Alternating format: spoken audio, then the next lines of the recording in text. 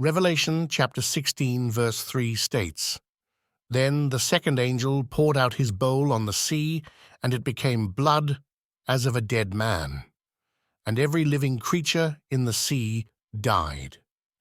This verse marks a continuation of the divine judgments that are being executed upon the earth during the tribulation period.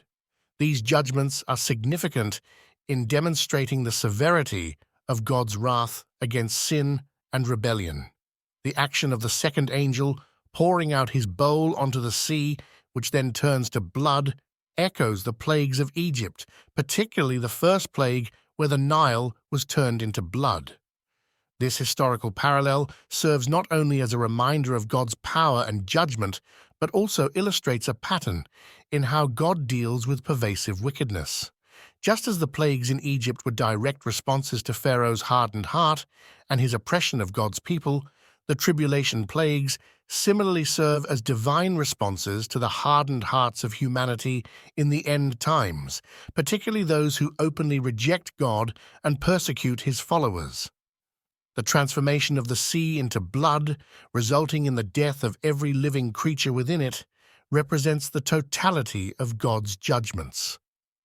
The sea, often representing humanity in its tumultuous and unrestrained nature, here reflects the depth of corruption and the consequence of collective rebellion against God. Blood, as of a dead man, signifies not just death, but the cessation of life that once was vibrant. It is an intense depiction of the consequences of sin, which is ultimately death. For believers, these descriptions are a somber reminder of the seriousness of sin and the extent to which it separates humanity from God. It underscores the necessity of salvation through Jesus Christ and the importance of adhering to God's commandments.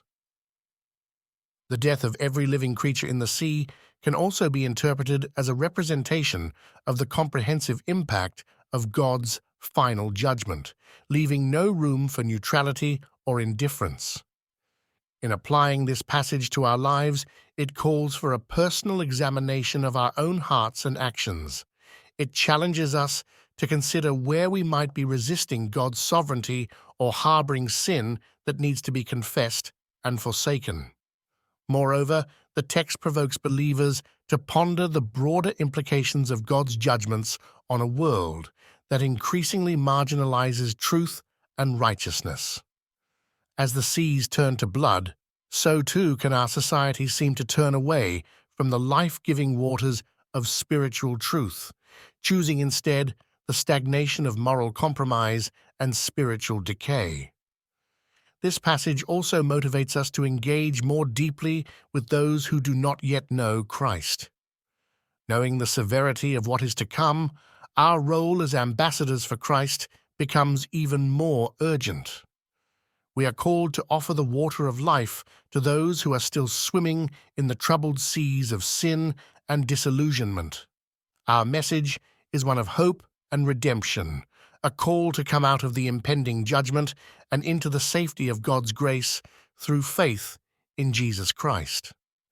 Furthermore, understanding the depth of God's judgments should instill in us a sense of humility and awe for God's holiness and justice. It should drive us to worship, knowing that our God is not only a God of love and mercy, but also a God of righteousness and truth. His actions, though severe, are always just and are aimed at bringing about the ultimate good of his creation and the fulfillment of his divine purposes. Revelation chapter 16 verse 3 is a powerful reminder of the severity of God's judgments and the deep corruption of sin. It challenges us to live lives of purity and devotion, mindful of the consequences of turning away from God. It also calls us to active engagement with the world, offering the hope of the gospel in the face of impending judgment. As we contemplate this passage, let it renew in us a commitment to live according to God's ways, holding fast to the truth of Scripture and proclaiming the message of salvation to all who will hear.